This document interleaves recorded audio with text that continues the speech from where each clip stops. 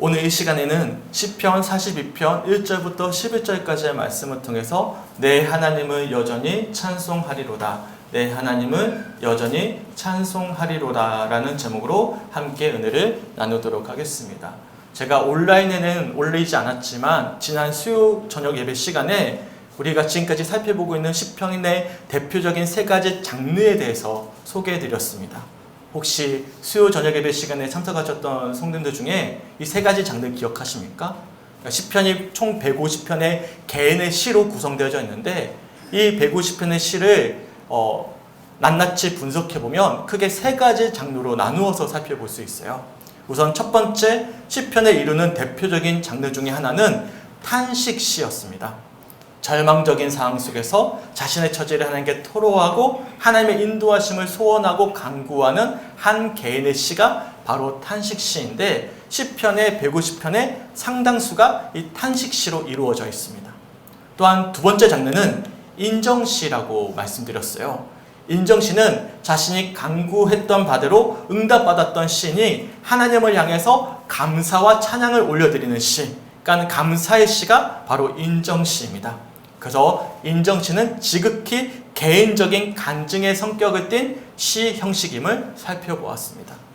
그리고 마지막 세 번째 장르가 있는데 묘사적 찬양시입니다.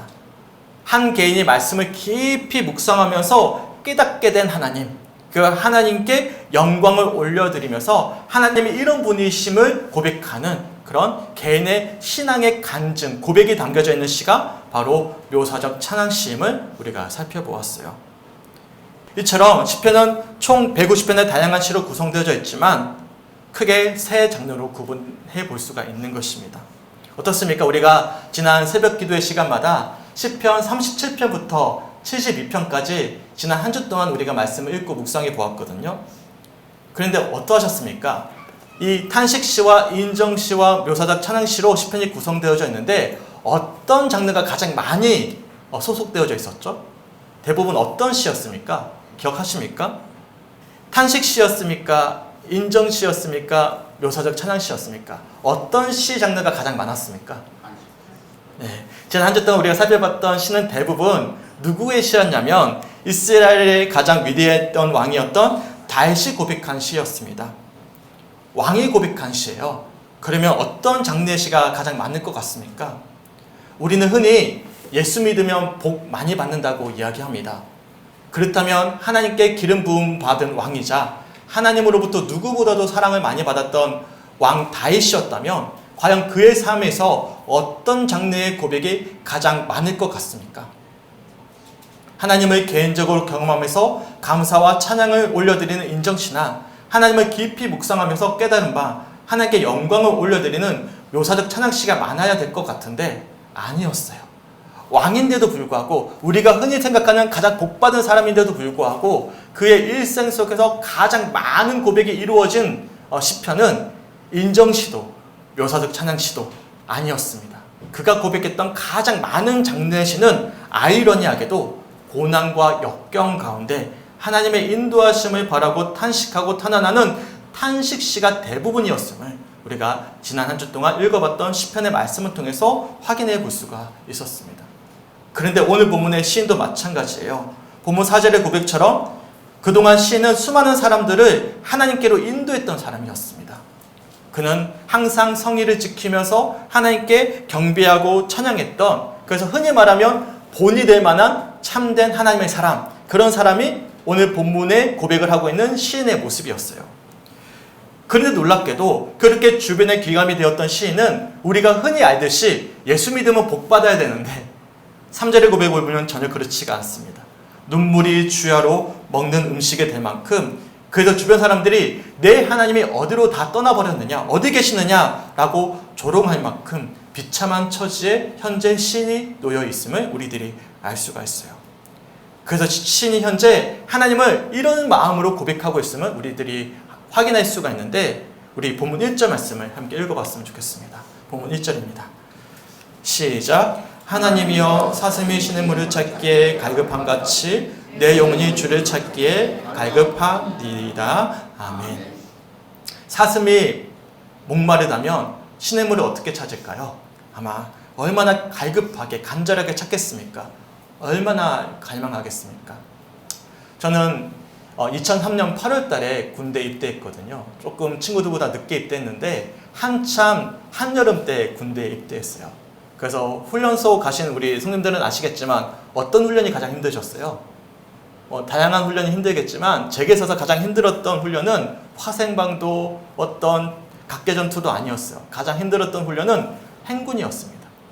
무더운 여름날 20km 완전군장을 처음으로 메고 40km 행군을 하고 있는데 얼마나 힘들었는지 몰라요. 더군다나 조교들이 물을 안 주는 거예요. 물을 많이 마시면 더 빨리 탈진할 수 있다고 물을 안 주는 거죠. 그래서 40km 내내 너무나 심한 갈증을 느끼면서 행군을 했습니다. 한참 가고 있는데 제가 평생 잊지 못할 쓰레기 하나를 봤습니다. 바로 폴라포 종이었어요. 빛바랜 폴라포 종이를 봤는데 얼마나 먹고 싶었는지 몰라요. 그래서 40km 내내 어떤 생각만 했냐면 하나님 폴라포 한 입만 먹게 해주세요. 폴라포 한 입만 먹게 해주세요. 그 기도를 하면서 40km 내내 행군을 했던 기억이 있습니다. 20년이 훌쩍 지난 일인데도 불구하고 잊혀지지 않는 거죠. 얼마만큼 내가 이 폴라포를 먹고 싶었는지 간절히 기도했던, 내 평생에 손에 꼽을 만큼 간절히 기도했던 순간이었습니다. 그렇다면 물이 없어서 신의 물을 찾고 있는 이 사슴의 심정이 어땠겠습니까? 그리고 그런 사슴의 심정으로 하나님을 찾고 갈망하는 본문 속 신의 심정이 어땠겠습니까? 우리 본문 2절 말씀을 함께 읽어봤으면 좋겠어요. 시작. 내 영혼이 하나님 곧 살아계시는 하나님을 갈망하나니 내가 어느 때에 나아가서 하나님의 얼굴을 배울까? 아멘. 내 하나님이 어디에 계시느냐면서 조롱하고 흘러나는 사람들 사이에서 밤낮으로 흐르는 눈물이 내 음식이 될 만큼 그렇게 절망적인 상황에서 하나님을 갈망하고 탄식하고 간구하는 신의 심정이 느껴지십니까? 그가 하나님을 믿지 않은 사람이 아니었어요. 사실 본이 될 만한 사람이었죠. 그런데 그는 현재 일어난 고난 가운데 하나님을 갈망하고 있음을 우리들이 알 수가 있습니다. 근데 놀랍게도 그렇게 눈물로 탄식하고 갈망하고 있는 신을 향해서 하나님이 이렇게 응답해 주셔요. 본문 5절 말씀인데 우리가 함께 읽어봤으면 좋겠습니다. 시작. 내 영혼아 내가 어찌하여 낙심하며 어찌하여 내 속에서 불안해하는가. 너는 하나님께 소망을 두라. 그가 나타나 도우심으로 말미암아 내가 여전히 찬송하리로다. 아멘. 지난 주일 말씀 기억나십니까? 하나님을 향한 찬양과 신은요 단순한 우리의 고백이 아니라 자연스럽게 흘러나오는 은혜라는 말씀을 나누어 드렸습니다. 묵상은 내가 하는 것이 아니라 자연스럽게 흘러나오는 것입니다. 그래서 묵상은 내가 억지로 짜내어서 생각하는 것이 아니라 자연스럽게 하나님을 묵상할 때 흘러나오는 찬양과 시가 묵상입니다. 설교를 준비하는 과정도 마찬가지예요. 제가 설교를 어떻게 준비할까요? 우선은 본문이 있잖아요. 본문을 정확하게 곡해하지 않기 위해서 제가 우선 말씀을 철저하게 분석을 합니다. 단순히 저만 제 생각으로만 분석하는 것이 아니라 다양한 학자들의 주석과 책들을 참고해서 과연 이 본문이 무엇을 의미하고자 하는지를 곡해하지 않고자 먼저 연구합니다. 하지만 본문을 분석하고 연구하고 파악했다고 해서 설교가 완성되는 것은 아니에요. 진정한 설교는 이처럼 준비된 배경을 두고 말씀을 묵상하는 과정 가운데 저도 모르게 흘러나오는 거예요. 억지로 짜내는 것이 아니죠. 억지로 짜내면 뭐가 되죠? 문학 작품이 되는 거예요. 설교는 문학 작품이 아니거든요. 흘러나오는 고백입니다. 준비는 내가 하지만 전하게 하시는 분은 내가 아니라 하나님이시기 때문에 준비는 철저히 하지만 그 준비된 과정 속에서 어떠한 묵상이 흘러나올지는 저도 모르는 거예요. 잠시 말이 샜지만 묵상도 마찬가지예요. 하나님을 주목하고 묵상할 때 반드시 기억하셔야 될 것은 하나님을 향한 찬양과 고백은 억지로 해서는 안 되는 겁니다. 신춘문예가 되어서는 안 됩니다.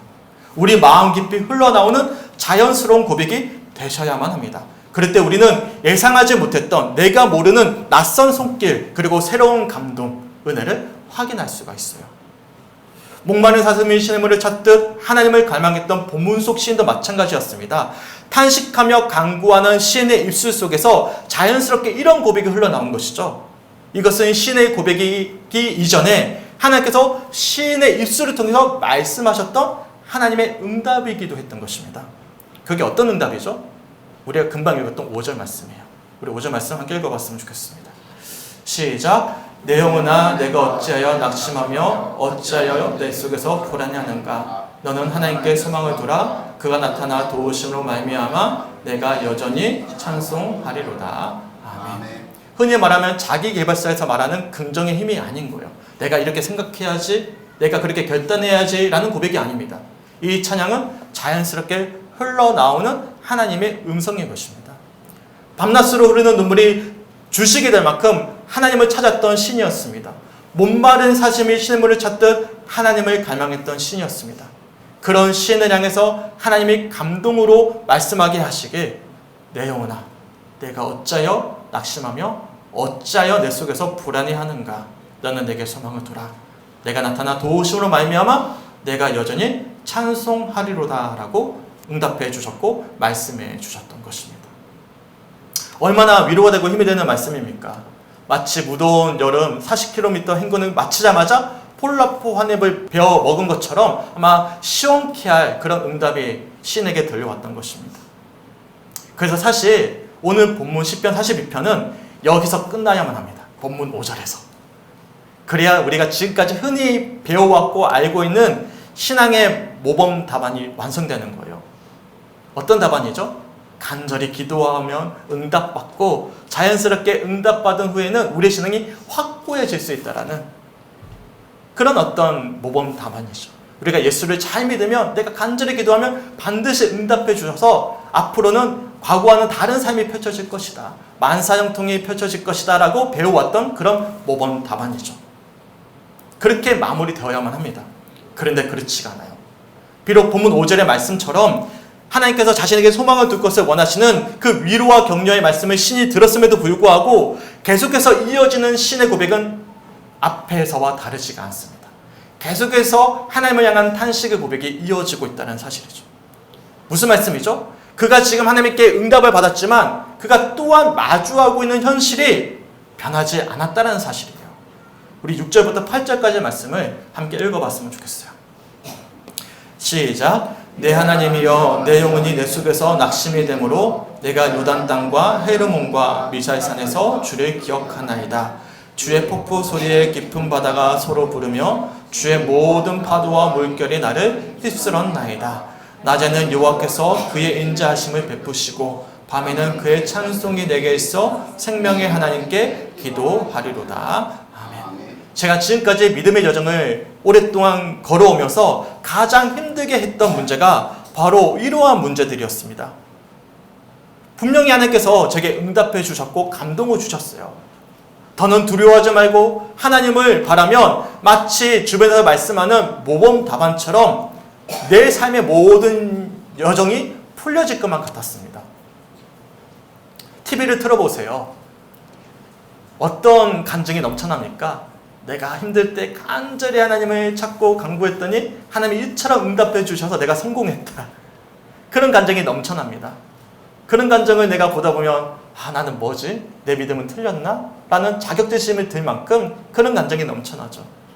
하지만 여전히 저는 아무것도 변하지 않은 것만 같은 힘들고 어려운 현실을 버티면서 살아내야 될 때가 더 많았습니다. 분명히 하나님께서 저와 함께 하신다라고 말씀하셨는데, 그래서 낙심하지 말고 두려워하지 말라라고 말씀하셨는데, 변화된 것이 아무것도 없는 것만 같은 현실을 마주할 때마다 사실 감정은 순간적이거든요.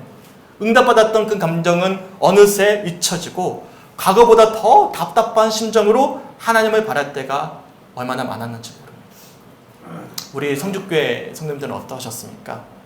한 주간 어떤 심정으로 살아오셨습니까? 분명히 응답을 받았는데 계속해서 그 응답이 유보되는 것만 같은 그런 현실을 버티면서 살아오진 않으셨습니까? 그래서 놀랍게도 성경에서 찾아볼 수 있는 위대했던 인물들도 사실 우리와 크게 별반 다르지가 않았습니다. 동방의 의인이라 불리웠던 욥은 자신이 태어난 생애를 저주하고 하나님을 향해서 이렇게 절규합니다.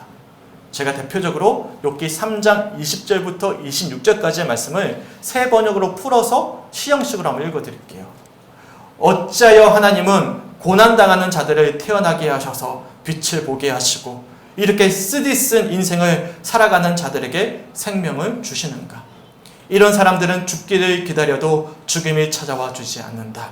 그들은 보물을 찾기보다는 죽기를 더 바라다가 무덤이라도 찾으면 기뻐서 어쩔 줄 모르는데 어찌하여 하나님은 길 잃은 사람을 붙잡아 놓으시고 사방으로 그 길을 막으시는가. 밥을 앞에 놓고서도 나오느니 탄식이요 신음소리 그칠 날이 없다. 마침내 그렇게 두려워하던 일이 밀어닥치고 그렇게도 무서워하던 일이 다가오고야 말았다. 내게는 평화도 없고 안정도 없고 안식마저 사라지고 두려움만 끝없이 밀려온다. 바알과 아세라 선지자 850대 1로 싸워서 승리했던 위대한 선지자 엘리야도 우리와 비슷했습니다. 바알 선지자와의 대결에서 승리했던 엘리야는 자신의 뜻대로 모든 일들이 펼쳐질 것만 같았는데 반대의 현상이 나타났어요. 자신의 기대와는 다른 현실을 마주하고선 그만 낙심하고 두려워졌던 엘리야가 도망칩니다. 그리고 로뎀나무 아래에 앉아서 이렇게 탄식합니다. 열왕기상 19장 4절 말씀 세 번역으로 풀어서 읽어드릴게요. 자신은 홀로 광야로 들어가서 하룻길을 더 걸어 어떤 로뎀나무 아래로 가서 거기에 앉아서 죽기를 간청하며 기도하였다. 주님, 이제는 더 바랄 것이 없습니다. 나의 목숨을 거두어 주십시오. 나는 내 조상보다 조금도 나을 것이 없습니다. 눈물의 선지자라 불리웠던 엘리야 선지자도 마찬가지였어요. 멸망을 다름질하는 조국을 향해서 일사가국의 심정으로 하나님의 말씀을 전했습니다. 그런데 웬걸요? 사람들이 변화되지 않고 도리어 자신을 깊은 웅덩이에 던져버렸어요. 자신은 은혜를 받아서 용기를 얻고 하나님의 말씀을 담대하게 선포했는데 마주했던 현실은 자신의 예상과는 전혀 달랐습니다. 그러자 이렇게 탄식합니다. 주님, 주님께서 나를 속이셨으므로 내가 주님께 속았습니다. 주님께서는 나보다 더 강하셔서 나를 이기셨으므로 내가 조롱거리가 되니 사람들이 날마다 나를 조롱합니다. 내가 태어난 날이 저주를 받아야 했는데 어머니가 나를 낳은 날이 복된 날이 되지 말았어야 했는데. 놀랍게도 우리 예수님도 마찬가지셨어요. 예수님도 십자가에 달리셔서 이렇게 외치셨습니다. 나의 하나님, 나의 하나님, 어찌하여 나를 버리셨소이까. 평소 학생들에게 존경받던 감신대 안성모 교수님이라는 분이 계십니다. 방학 때마다 텃밭을 일구면서 학생들에게 나눠주시는 마음도 따뜻하고 또한 존경받는 성품도 좋고 믿음이 좋았던 교수님이셨어요. 근데 갑작스럽게 암을 선고받고는 얼마 전에 하늘나라에 가셨어요. 생전에 SNS에 올리셨던 글들을 모아서 욥을 위한 변명이라는 제목의 책을 출간되었는데 인상 깊게 읽었던 한 구절을 소개하면 이렇습니다. 나의 믿음은 어디에 있는가? 항암 치료를 하게 될 것이 두렵다고 말하자 친한 친구 목사가 우스갯소리로 무서워하면 안 돼 하고 말하였다. 왜냐고 물으니 자네는 목사이니까 라고 대답하였다. 나는 씁쓸하게 웃고 말았다. 그런데 정말 나의 기독교 신앙은 어디 있었을까? 목사이니까 무서우면 안 돼. 정말 그렇습니까? 어떻게 감히 거룩한 하나님 앞에서 탄식할 수 있습니까? 어떻게 하나님 앞에서 원망할 수 있습니까? 어떻게 우리를 인도하시는 소망의 하나님 앞에서 절망할 수 있는 것입니까? 우리 성주교회 성도님들은 어떻게 생각하십니까? 독실한 카톨릭 신자였던 박안서 작가는 남편과 사별한 지 불과 1년도 채 지나지 않아 사랑하는 외아들을 잃었습니다. 마취과 전문의 과정을 밟고 있었던 26살 밖에 되지 않았던 자랑스러운 사랑하는 외아들이었어요. 남편도 잃고 아도도 잃자 그녀가 발작하다시피 그동안 의지했던 십자가를 땅에 던져버리고 이렇게 외쳤다라고 기록하고 있어요. 온종일 신을 죽였다. 죽이고 또 죽이고 100번 고쳐 죽여도 죽일 여지가 남아있는 신. 증오의 마지막 극치인 사의, 내 사의를 위해서도 신은 있어야만 해. 박완서 작가에 의해서 신은 그런 존재였어요. 계속해서 하나님을 저주하고 죽여야만 했기에 그녀의 하나님은 살아 계셔야만 했습니다. 그리고 후에 그녀가 이렇게 고백을 해요.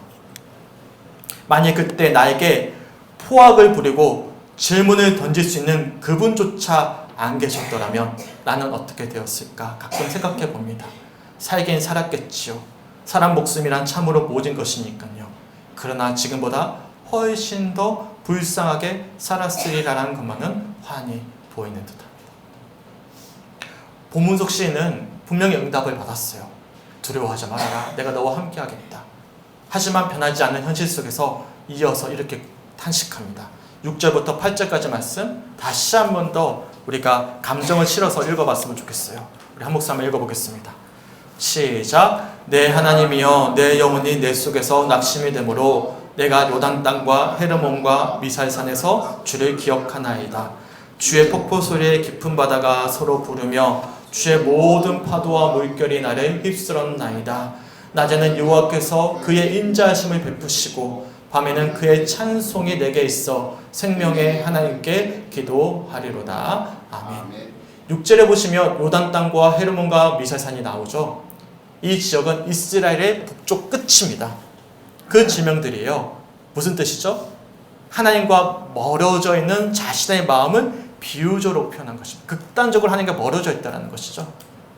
그리고 7절에 보시면 아무리 크게 외쳐도 들리지 않는 폭포 소리와 높은 물결의 파도 소리에 그만 자신이 간절히 외쳤던 탄식에 묻혀서는 하나님께 전해지지 않을 것만 같은 어떤 간절한 안타까운 심정으로 8절의 표현처럼 낮과 밤 주야로 하나님 앞에 내가 이렇게 외친다라고 고백하고 있는 거예요.